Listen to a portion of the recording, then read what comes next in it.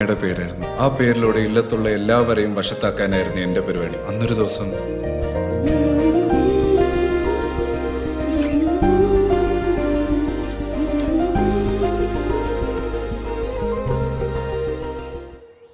Bhadra, what happen? Jessie flowers വിൽക്കാൻ തോപ്പുംപടി പോയപ്പോ അവിടെ വെച്ചൊരു ആക്സിഡന്റ്. ഒരു ടാങ്കർ ലോറി വന്ന് അവളുടെ സൈക്കിളിൽ ഇടിച്ചു. അവള് മാത്രമല്ല, അവളുടെ വയറ്റിൽ വളർന്ന നിന്റെ കുഞ്ഞും മരിച്ചു.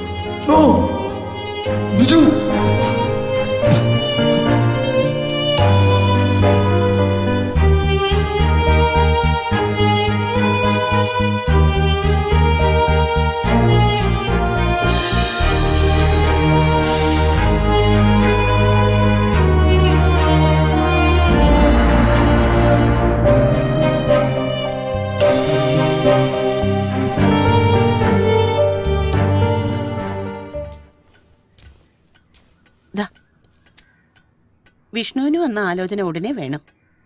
അവനെ ഒന്ന് വിളിച്ചോ നീ? വിളിച്ചു. വൈകിട്ട് വരുന്ന ദിവസം പറയും. നിന്റെയോ നിന്നുപോയി, ഇനിയിപ്പൊ അവനും. മറ്റാളുകൾ പലതും പറയുന്നത് എന്റെ ചെവിയിൽ എത്തുന്നുണ്ട്. വിഷ്ണുവിന്റെ അച്ഛനും ദുർമരണമായിരുന്നല്ലോ. നീയോ ജാതിയും മതവും മറന്നു. ഇതെല്ലാം ഉള്ളിൽ ഒതുക്കി നടക്കുന്ന എന്റെ വേദന ആർക്കും മനസ്സിലാവില്ല.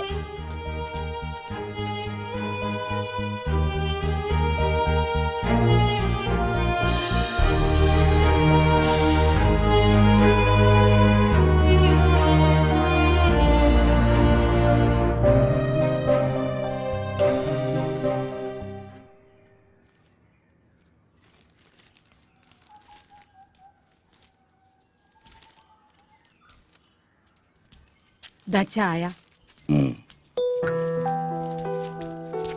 അച്ഛാ, ഞാൻ കോളേജിൽ പോയിട്ട് വരട്ടെ. മോളെ, എന്താ അച്ഛാ?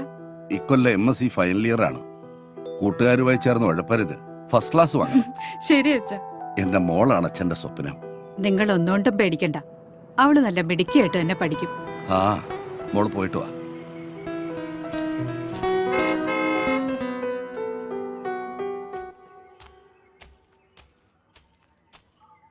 എന്താ അശോക? നമസ്കാരം ചേട്ടാ. പിന്നെ ഇത് കോഴിക്കോട് മേയർ പ്രേംകുമാറിന്റെ മകൻ പ്രവീൺ. ഞങ്ങൾക്ക് ഇന്നൊരു പുതിയ സാധനത്തെ അറേഞ്ച് ചെയ്ത് തരണം. പൈസ എത്ര വേണമെങ്കിലും തരാം. പുതിയ 2 കക്ഷികൾ വന്നിട്ടുണ്ട്. ഹോസ്റ്റലിൽ താമസിക്കുന്നവരാ. നിങ്ങൾ ഹോട്ടലിലേക്ക് വെക്കോ, ഞാൻ ഫോട്ടോയായിട്ട് അങ്ങോട്ട് വരാം. ഇവിടെ നിന്ന് അധികം കറങ്ങിയാൽ പെണ്ണുപിള്ളേക്ക് സംശയം വരും. അപ്പൊ എല്ലാം പറഞ്ഞ പോലെ. ഓ, വെക്കോ. പ്രവീണെ, ഇതാ കൂട്ടുകുടുപ്പുകാരൻ ശ്രീധരൻ. ആരാ ചേട്ടാ അത്? ആ, കോഴിക്കോട് മേയറുടെ മകനാ. പുള്ളിക്കാരന്റെ പെങ്ങൾക്കൊരു കല്യാണാലോചന. നീ പോയി വെള്ളം ചൂടാക്ക്, എനിക്ക് അങ്ങോട്ട് പോകണം. ശരി, ചൂടാക്കാം.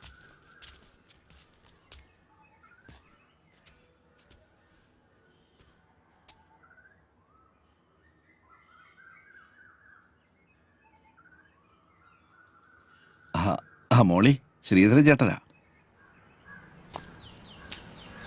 എന്താടോ ചേച്ചി, കടിയുണ്ടോ? ഇല്ല, കടി ഉണ്ടായിപ്പൊരുത്തരും വന്നില്ല. കടി തീർന്നപ്പോഴാ ഓരോരുത്തർ വന്നത്.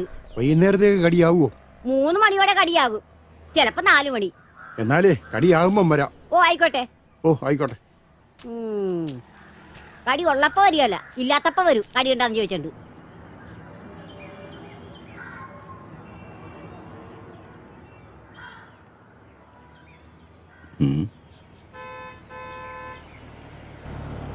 ആ, പറഞ്ഞ സമയത്ത് തന്നെ പാരാപ്പാപ്പച്ചനെത്തി.